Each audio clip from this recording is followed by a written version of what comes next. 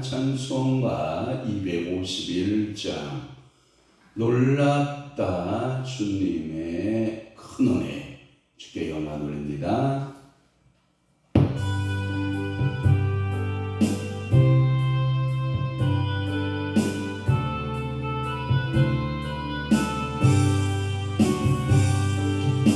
놀랍다 주님의 큰 은혜 우리의 죄를 속하시려 갈보리 십자가 위에서 어린 양 보혈을 흘렸네.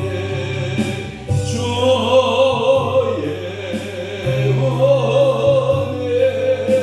우리의 죄를 다시 손내 주의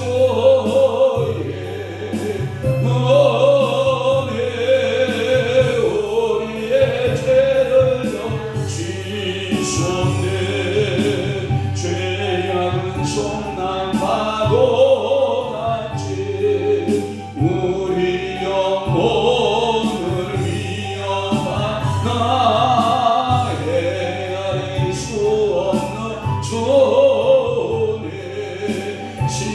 십자가에서 보이셨네. 주의 은혜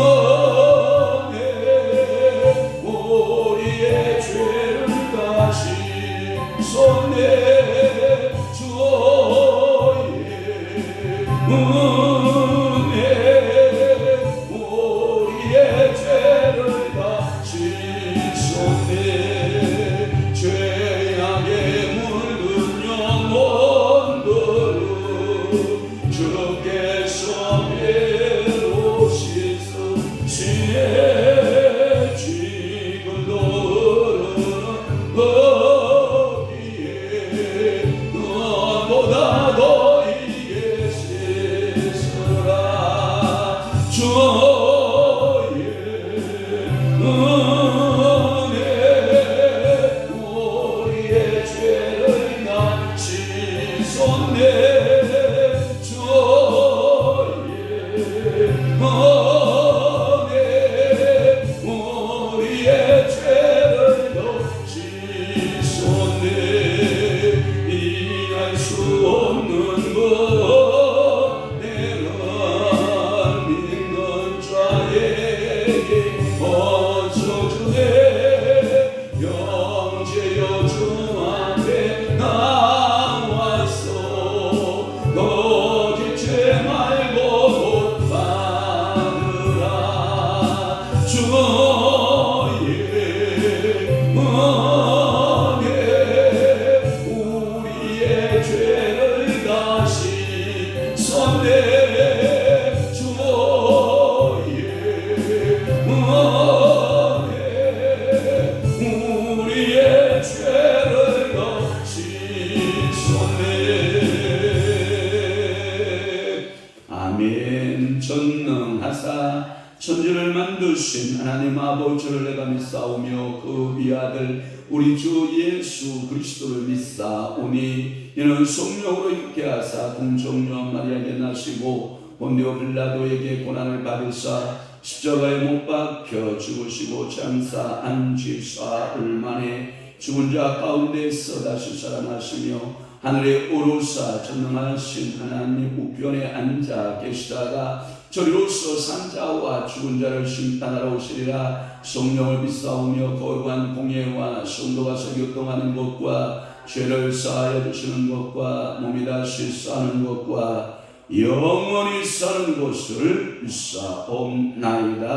아멘. 많은 재물보다 명예를 택할 것이요 은이나 금보다 은총을 더욱 택할 것이니라. 그렇습니다. 주님 오늘도 많은 재물보다 명예를 택하고 은이나 금보다 은총을 더욱 택하는 하나님의 거룩한 자녀들, 의의 자녀들, 축복의 자녀들이 되도록 성령 하나님께서 은혜 베풀어 주옵소서. 오늘도 사랑하는 이들이 주님 앞에 나올 때 기도 제목 가지고 나와 싸우며 이 새벽에 주님 앞에 부르짖는 사랑하는 성도의 심령에 그 기도도마다 우리 하나님께서 응답하여 주옵시고 하늘 문을 여시고 축복하여 주옵소서. 오늘도 통회하는 마음, 참여하는 마음을 허락하사 주님 앞에 설 때에 통회하고 참여하면서 하나님 우리의 죄를 돌아보며 하나님 아버지의 그 영광의 나라를 바라볼 줄 아는 믿음의 성도들이 다 되도록 우리 아버지여 축복하여 주옵소서. 저들의 가정과 일터와 자녀들과 사업장들을 주님이 복되게 하여 주옵시고 저희의 나라와 민족을 주님이 불쌍히 여기시고 저희 교회 위에 한량없는 은혜의 역사가 임하게 도와 주옵소서. 오늘은 또한 목요일입니다. 주님 목요 영성 집회 사랑하는 귀한 성도들을 주님이 복되게 하시고 사랑하는 주의 종도를 주님이 복되게 하여 주셔서 오가는 모든 상황 속에서도 어려움 당하지 않도록 성령님 붙들어 주옵소서. 예수 그리스도의 이름으로 축복하며 기도하옵나이다. 아멘. 하나님의 말씀 묵묵하시겠습니다. 예레미야 1장 13절에서부터 16절 말씀까지 우리 한 목소리 합독하도록 하겠습니다. 13절 말씀부터 출발합니다. 시작. 여호와의 말씀이 다시 내게 임하니라. 이르시되 네가 무엇을 보느냐. 대답하되 끓는 가마를 보나이다. 그 윗면이 북에서부터 기울어졌나이다 하니 여호와께서 내게 이르시되 재앙이 북방에서 일어나 이 땅의 모든 주민들에게 부어지리라. 내가 북방 왕국들의 모든 족속들을 부를 것인즉 그들이 와서 예루살렘 성문 어귀에 각기 자리를 정하고 그 사망 모든 성벽과 유다 모든 성읍들을 치리라. 여호와의 말이니라. 무리가 나를 버리고 다른 신들에게 분향하며 자기 손으로 만든 것들에 절하였은즉 내가 나의 심판을 그들에게 선고하여 그들의 모든 죄악을 징계하리라.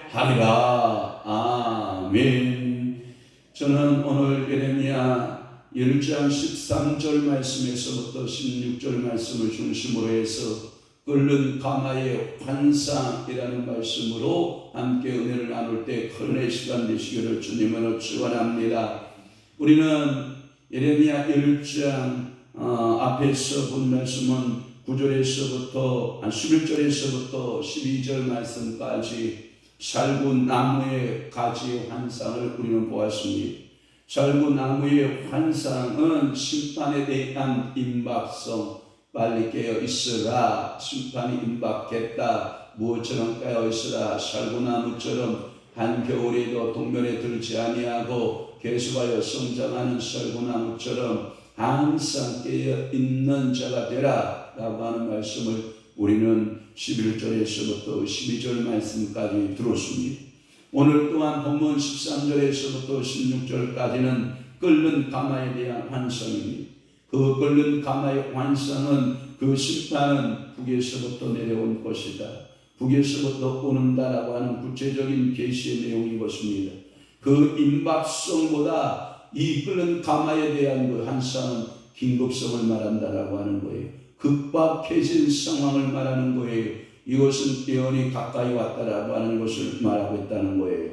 그래서 오늘 끓는 가마의 환상에 대하여 예언자는 아마도 이 끓는 가마의 환상을 본 것은 그의 주방에서 무엇을 했던지 모르겠지만 주방에서 무엇이 않았을까 하는 것으로 우리는 기억해야 될 것입니다. 13절 말씀에 보면 네가 무엇을 보느냐, 네가 무엇을 보았느냐, 네가 무엇을 보고 있느냐라고 하는 거예요. 물론 11절 말씀에도 네가 무엇을 보느냐라고 하는 질문으로 시작하고 있듯이 13절에도 네가 무엇을 보느냐라고 하는 반복으로 심판이 보다 임박한 것을 가리키고 한 번을 이야기하지 아니하고 두 번을 거듭 반복하여 네가 무엇을 보느냐라고 하는 것은 확실한 하나님의 심판이 이제 이루어졌다라고 하는, 앞선 안상 이후에 예레미야는 세계 정세에 관해서 보다 민감하게 살펴보고 있었다라고 하는 거예요. 그때 예레미야가 보고 있는 것 중에 끓는 가마를 보고 있었다라고 하는 거지요. 그래서 끓는 가마를 내가 봅니다. 그 끓는 가마가 윗면에서부터 북에서부터 기울어졌나이다. 이 말은 뭐냐면 여러분 끓는 가마가 부글부글 끓는데 이렇게 지금 기울어져 누워가는 현상은 어디서부터 북에서부터 이 끓는 가마가 이렇게 기울어서 쏟아지기 직전에 긴급성에 대하여 급박해진 상황들에 대하여 설명하고 있는 거예요. 여기에서 말하고 있는 가마는 아마도 수많은 사람들이 먹기 위해서 대가족을 위한 큰 용기, 그 가마에 많은 음식물을 만들 수 있는 큰 용기 그릇이었을 거예요. 이것은 열왕기하의 4장 6절에 말씀하고 있고 이스라엘은 이 이스라엘을 가리키고 있는 것 중에 하나가 또한 끓는 가마이지 않느냐라고 하는 거예요. 북이라고 하는 것은 북방에서 오는 재앙을 가리키며 북에서 오는 재앙으로 이스라엘 전체가 끓는다. 그래서 그 불을 뒤집어 쓰게 될 상황에 놓여 있다라고 하는 거예요. 예레미야는 이와 같은 소명을 초기부터 북쪽에서부터 내려오는 재앙을 보았고 그 전 예언에 있어서 이 북쪽에서부터 오는 이 재앙, 이 심판에 대한 말씀들을 반복적으로 하고 있다는 것이 그의 예언의 특징이라는 것입니다. 4장 6절 6장 1절 22절 10장 22절 13장 20절 25장 9절 26절 46장 24절 47장 2절 제가 이렇게 신속하게 여러분들에게 성구를 불러준 것은 시간이 있으신 분들은 제 설교를 듣다가 여러분 잠시 일시 정지하시고 성구 찾고 일시 정지하시고 성구 찾고 일시 정지 성구 찾기 해서 여러분들이 한번 반복하여 보는 것도 여러분들의 지혜인 것입니다. 그러니까 여기 북의 재앙이 바벨론의 침입을 가리키는 것은 분명하다라고 하는 겁니다. 14절 말씀 그래서 이것을 가리켜서 뭐라고 했느냐 재앙이다 그랬어요.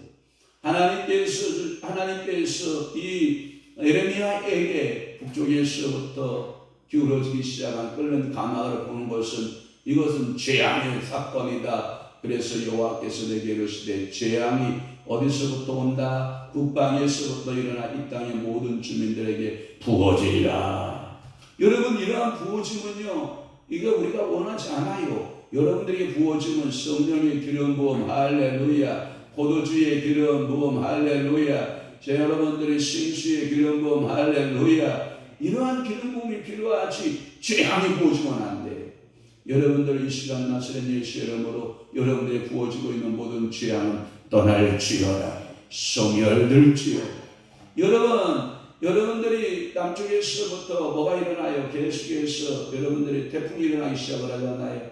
그럼 우리는 뭐라고 기도해요? 하나님 아버지 저 태풍을 정확한 시간에 와서 필요한 만큼만 지나가고 소멸되게 하시옵소서. 소멸되게 하여 주옵소서. 여러분 기도하잖아요. 그와 같이 여러분들 위에 여러분들 북에서부터 내려오는 재앙들에 대하여 북방에서부터 내려오는 모든 이 재앙들에 대하여 성령이여 소멸시켜 주시옵소서. 할렐루야. 오늘도 여러분들의 재앙에서 예수 그리스도의 이름으로 소멸될지어다. 예수 이름으로 소멸될지어다. 여러분 제가 어제 간증한 토막을 들었거든요. 여러분 찰스 스탠리라고 하는 위대한 선교사이고 성경학자이고 성사학자이기도 하고 목회자이기도 한 그 스탠리, 찰스 스탠리라고 한 우리나라의 책에도 많은 번역이 됐고 위대한 신학자로 우리에게 소개된 신학자거든요. 그런데 찰스 스탠리가 암이 걸린 거예요. 그런데 거기는 미국은 의료 수가가 굉장히 비싼 나라이기 때문에 병원에서 암 치료를 받을 수가 없으니까 그 암을 연구하고 그 간호할 수 있는 간호사를 가정에서 고용하고 가정에서 요양하게 된 거예요. 그래서 이 찰스 스탠리 목사님이 그 고용되어진 간호사의 믿음도 없는 간호사에게 그래도 그가 늘 간호할 때마다 이것을 시킨 거예요. 주 예수의 이름으로 명하노니 찰스 스탠리 속에 있는 암덩어리는 예수 이름으로 소멸될지어다. 떠나갈지어다. 스탠리는 치료받았다. 할렐루야. 그러니까 이 간호사는 의식적으로 그냥 믿음도 없음에도 불구하고 예수 이름으로 누가 시키니까 스테미가 시키니까 그 간호사는 올 때마다 예수 그리스도의 이름으로 명하노니 모든 암덩어리는 떠날지어다. 찰스 스테미 속에 역사하는 암은 떠날지어다. 치료받았다. 매일같이 이 찰스 스테미와 함께 간호사와 함께 선포하기 시작을 한 거예요. 그걸 보고 선포라고 해요. 근데 어느 날 보니까 이 찰스 스테미에게 암덩어리가 싹 사라집니다. 그래서 그 찰스 스테미가 너무 고맙잖아요. 그래서 이 찰스 스테미 목사님은 그 다시 선교사로 그가 차원에서 선교를 떠나요. 그러니까 이 선교의 사역 가운데서도 이 암을 치료받고 하나님께 감사하고 그 남은 여생을 하나님께 드리기 위해서 떠났는데 너무나도 선교사 생활이 고되고 힘드니까 다시 뭐가 재발해요? 암이 재발해요. 다시 간호사를 불렀어요. 하나님여 찰스 스테미 속의 역사한 암은 떠날지어다. 치료받을지어다. 그 노구의 몸임에도 불구하고 찰스 스테미는 또 한 번 치료의 기적을 체험하는 거예요. 사랑하는 성도 여러분, 오늘도 여러분들이 기도하는 모든 기도 속에 죄악은 예수 이름으로 떠날지어다. 나사렛 예수 이름으로 떠날지어다. 여러분들이 선포하는 그대로 되는 줄 믿으시기를 바라요. 제가 어느 유튜브 동영상을 봤는데 TV 조수아가 다음 세대 어린아이들하고 능력 임파테이션 하는 능력전이라고 그러고 능력이 기름 부으신 어노인팅이라고도 하는 그 사역을 하고 있는 것을 보았어요. 내용인즉슨 아이들 4명을 이렇게 세워놓고 예수 그리스도의 이름으로 명하노니 성령을 받을지어다. 예수 그리스도의 이름으로 능력이 주 예수 이름으로 명하노니 성령의 기름 부음이 임할지어다 하고 선포하면 그 아이들에게 능력이 전이가 돼요. 그래서 한 아이를 세우고 3명의 아이들이 있어요. 한 명씩 아이게 임파테이션을 이제 테스트해 보는 거예요. 손을 내밀고 내가 나사렛 예수의 이름으로 명하노니 능력의 성령의 기름 부음을 받을지어다. 주의 성령을 받을지어다 하고 선포할 때마다 어린아이가 선포해도 어린아이들이 퐁퐁 뒤로 넘어가기 시작하는 거예요. 그래서 이제 한 아이가 3명의 아이를 세워놓고 다시 능력전을 해보는 거예요. 내가 나사렛 예수 그리스도의 이름으로 명하노니 한 성령의 기름 부음이 임할지어다 할 때 그 3명의 아이들이 전의를 받아서 그냥 뒤로 몇 미터씩 펑펑 떨어져 나가는 거예요. 그 4명의 아이들을 전부 테스트하고 마지막에 TV 조수아가 이 손을 내밀어서 내가 예수 그리스도의 이름으로 명하노니 우리 사랑하는 자녀들에게 하나님의 성령의 능력이 기름 부음이 임하여지어다 할 때 그때 아이들이 뒤로 볼렁볼렁 넘어지면서 그 능력을 조리받고 아이들이 기뻐하는 것을 볼 수가 있어요. 제가 보기에는 그 아이들은 예수 안 떠날 거예요. 그 아이들은 예수 권세 아래 굴복하는 신앙을 갖게 될 거예요. 왜? 성령이 그를 사로잡았기 때문에. 오늘도 예수 그리스도의 이름으로 여러분들의 죄악은 다 떠나가기를 바라요. 그러나 죄악이 북방에서부터 일어난다. 아직 이 북의 적의 이름이 밝혀지지 않고 있는 상태이지만 분명한 것은 바벨론이 일어나고 있다. 이 바벨론이 극성을 부리고 일어나기 시작을 하면 이제 남유다는 모압 앞에 바람 앞에 태풍 앞에 놓여있는 한 줄기의 모 같다 초아받고 한 등과 같은 존재로 풍전등화 앞에 선 민족의 모습을 보게 되는 것입니다. 15절 그리고 모든 민족들이 부를 것인즉 북방 왕국들의 내가 북방 왕국들의 모든 족속들을 부를 것이다. 이런 말을 했어요. 모든 족속들을 부르라. 어디로? 유다로. 그래서 예루살렘의 고위군의 나라가 한 사람이 아니에요. 왜 그러냐면 이런 거예요. 이 바벨론 제국은 한 나라가 여러 소수 나라들을 이렇게 정복하면서 제국을 만들어가요. 그러면 여러분들이 단일 민족이 아니라는 거예요. 여러 언어가 다르고 여러 성격이 다른 사람 생김새가 다른 이러한 복합적인 군대가 조성이 되는 거예요. 그러니까 유다를 치러 올 때에도 단일 언어를 쓰거나 모습이 같거나 그런 사람들이 오는 게 아니라 이 바벨론 제국이 점령하면서 그리고 그 젊은이들을 사로잡고 군인을 만들고 또 사로잡고 또 군인을 만들고 또 정복하고 또 사로잡고 군인을 만들고 그러니까 여기 성경에 이 예레미야에게 떨어지는 예언 가운데 그런 거예요. 모든 족속들을 부를 것이다. 이런 의미를 가진 거예요. 즉 갈그미스 대전쟁이 일어나기 시작할 때에 바벨론은 당시의 세계인 중동, 그러니까 중동 지역의 맹주로서 그는 가장 큰 제국을 건설하는 왕이 되고 그러다 보니까 수많은 족속들을 바벨론의 군대의 지휘 아래 놓게 되었다. 그들이 돌아오게 됐다라고 하는 거예요.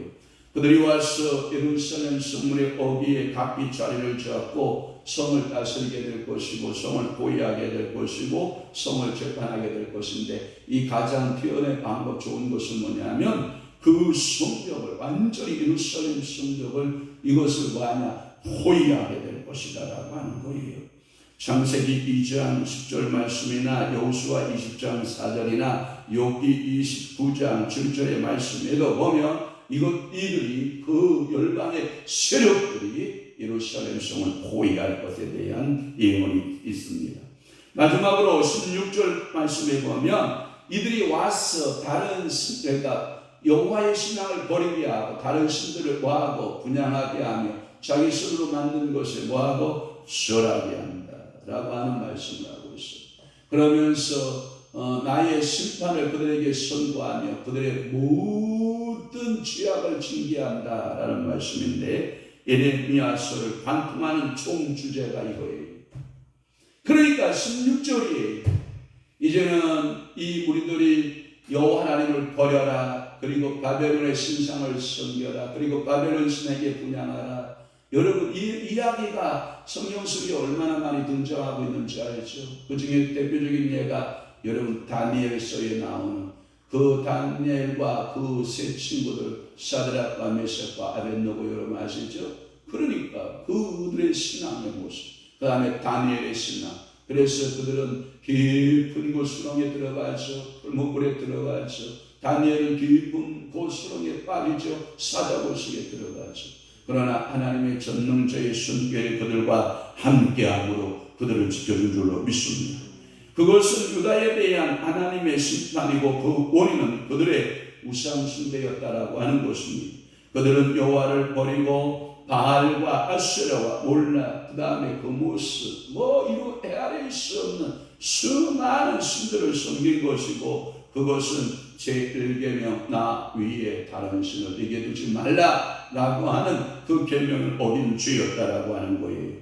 그뿐만 아니라 유다에는 도덕적인 죄도 관영했고 그것도 예레미야의 공격의 대상이 되었던 것이 예레미야 13장 23절에도 어떠한 그 민족의 도덕성도 온전치 못한 거예요. 영적으로 타락했을 뿐만 아니라 도덕적으로도 뭐했어요? 타락했어요. 제가 여러분들에게 분명히 말씀드렸어요. 여러분 우리는 고르게 재발견이라고 하는 제가 제임스 패커의 교수의 이야기를 여러분들에게 드렸죠. 그게 뭐예요? 하나님 앞에 영성의 싸움은 두 가지의 기둥이 필요하다. 하나님 앞에서의 예배자로 살면 그것을 어디로 증명해 보여라? 삶으로 세상에 증명해봐라. 이것은 무엇이다? 도덕성이다. 그래서 이 두 아치가 아름다운 아치가 돼서 그 성전을 이루는 것처럼 제가 오늘도 엘리자베스 여왕 2세 여러분 장례식장을 보면서 저에게 하나의 환상이 생겼어요. 이야, 위스트민스터 사원에서 위스트민스터 교회에서 설교했던 수많은 청교도들이 있었거든요. 그 교회가 여러분 제가 실질적으로 위스트민스터 사원을 가본 적이 없거든요. 그런데 이번에 가봤잖아요. 뭘 통해서 엘리자베스 여왕의 장례식을 통해서 제가 그 긴 장례 모습을 보면서 와 beautiful, 와 wonderful, 야 어떻게 저렇게 아름다운 아치로서 성전을 지을 수가 있었을까? 윗손이던 사원이 그렇게 아름다운 사원인 줄을 제가 TV를 통해서 유튜브를 통해서 알게 되면서 이야, 저 아치야말로 정말 이 위대한 조각가들이, 위대한 건축가들이 이렇게 아름다운 윗손이던 사원을 세웠구나 하는 생각해 보면 이 기둥이 하나님을 향한 기둥, 하나는 뭐예요? 사람을 향한 두 기둥의 아치가 견고히 서 있을 때 아름다운 건물이 되어지는 것처럼 우리도 하나님을 향한 신앙, 또한 이웃과의 관계 속에서의 도덕적인 그 죄에서도 여러분들이 온전해지기를 주의 이름으로 축원합니다. 그런 도덕적인 죄의 근원은 종교적 죄, 즉 우상 숭배였다라고 하는 거예요. 그러니까 하나님 앞에 버림받았던 여러분 사울왕을 여러분 기억하시죠? 사울왕이 왜 버림받아요? 첫째, 하나님 말고 다른 곳을 자꾸 찾아다니게 버림받아요. 둘째, 그는 교만했어요.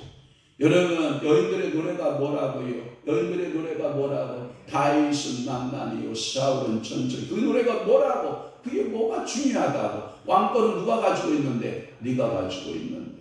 그 소리에 의해서 자기의 그 자존감을 상실해버리고 뭐라고? 다윗은 만만, 나는 뭐라고? 천천. 이 소리감 때문에 섭섭이 마귀가 그를 확 사로잡을 때 그는 왕권을 상실하고 많은 끔찍한 결과를 가져온 것을 우리는 알 수 있어요. 그러면서 16절 말씀에 내가 나의 심판을 그들에게 선고하여 그들의 모든 죄악을 징계한다. 따라 한번 해봐요. 여호와 하나님은 징계하시는 아버지입니다. 이 말씀은 뭐냐면 하나님은 우리의 죄에 대하여 간과하지 않으셔요. 아비의 죄로부터 산사대 이르러 죄를 간과하시는 하나님이 아니에요. 그러나 회개하면 참회하면 뭐예요? 용서하시는 하나님이에요. 그러니까 우리 하나님의 양면을 봐야 돼요. 손을 보면 손바닥이 있고 손등이 있고 동전을 보면 여러분들이 앞면이 있고 뒷면이 있고 지폐도 보면 앞면이 있고 뒷면이 있듯이 항상 하나님께도 앞과 뒤가 있는데 앞쪽에서는 뭘 말하고 있으나 사랑을 말하고 있으나 뒷면을 떠들어보면 뭐가 있다? 공의하심이 있다. 그래서 우리의 행위에 따라서 죄악을 잃어버리지 않으시는 하나님. 그래서 우리가 하나님 앞에 공의의 말씀을 지켜 살아갈 줄을 믿습니다. 에레미야의 특징적 표현이라는 거예요. 하나님은 징벌하시는 하나님, 내가 심판으로 그들에게 임하리라. 8기는 그렇게 해석하고 있는 거예요. 즉 심판은 단순한 징계가 아니라 선민에 대한 하나님의 말씀이요 선민에 대한 하나님의 계시다. 그러니까 오늘도 여러분들이 이렇게 생각하시면 내가 오늘 하루를 살아내면서 하나님의 징계하심이 두려워서 살아가는 게 아니라 그 하나님께서 날 사랑하시네, 날 사랑하시, 날 사랑하신 성령의 쓰였네. 어떤 자녀가 가정생활을 하면서 아버지의 그 크신 사랑을 보고 아버지의 그 크신 노고에 대해서 늘 감사하는 삶을 사는 자녀가 있는가 하면 어떤 자녀는 아버지가 무섭고 두려워서 자기의 가정생활하는 그러한 자녀도 있어요. 우리는 그렇게 생활하지 않나요? 다시 말해서 아버지의 사랑 앞에 그 무한한 사랑을 받고 우리가 그 사랑에 반응하여 살지만 하나님의 그 사랑 앞에 우리는 방자하게 할 수 없어요. 하나님을 모르고 아버지의 성격을 모르고 아버지의 속성을 모르고 우리는 방자하게 살 수 없어요. 우리는 항상 아버지의 어떤 아버지인가에 대한 속성을 알기에 나를 거룩으로 이끌어가고 나를 날마다 성화적 삶으로 이끌어가는 그러한 나의 삶의 태도가 필요해요. 우리 아버지는 수염을 잡아 뜯어도 사랑이 많으신 아버지야. 우리 아버지는 머리카락을 잡아 뜯어도 무조건 용서하신 아버지야. 내가 아버지의 옷을 다 갖다가 구줄른다는 말 알아요? 우리 충청도 사투리인데 아무짝으로 입어서 그냥 걸레를 만들어 놔도 우리 아버지는 나를 사랑하신 아버지야. 아버지의 말씀을 내가 안 들어도 우리 아버지는 매력치지 않아. 나를 사랑하고 있어. 여러분, 아버지에 대한 오해예요. 사랑하는 성도 여러분, 오늘 하나님에 대한 오해도 그렇게 할 수 있다라고 하는 거예요. 하나님은 반드시 우리의 모든 죄악에 대하여 뭐 하신다? 징계하시고 심판하시는 하나님이시라는 것을 늘 기억해야 돼요. 하나님은 공의의 하나님이에요. 그래서 우리는 하나님의 그 크신 사랑을, 그 크신 하나님의 사랑 말로 다 영영 못하네. 그 사랑 뒤를 이렇게 뒤집으면 공의가 있다라고 하는 것을 늘 우리는 기억해야 돼요. 그래서 우리는 마음가짐, 우리의 몸가짐, 우리의 행동을 바르게 하고 하나님의 말씀대로 오늘도 살기를 위해서 애쓰고 수고하는 여러분들에게 성령이 도우시고 성령이 여러분들에게 이끌어가시고 성령이 역사하는 놀라운 성도들 다 되시기를 주의 이름으로 축원합니다. 축복합니다. 기도하겠습니다. 좋으신 아버지 하나님, 오늘도 예레미야 1장 13절에서부터 16절 말씀, 왜 여호와 하나님께서 끓는 가마의 관상을 예레미야에게 보여준 이유에 대하여 말씀을 풀어갈 수 있는 은혜를 주시오니 감사합니다.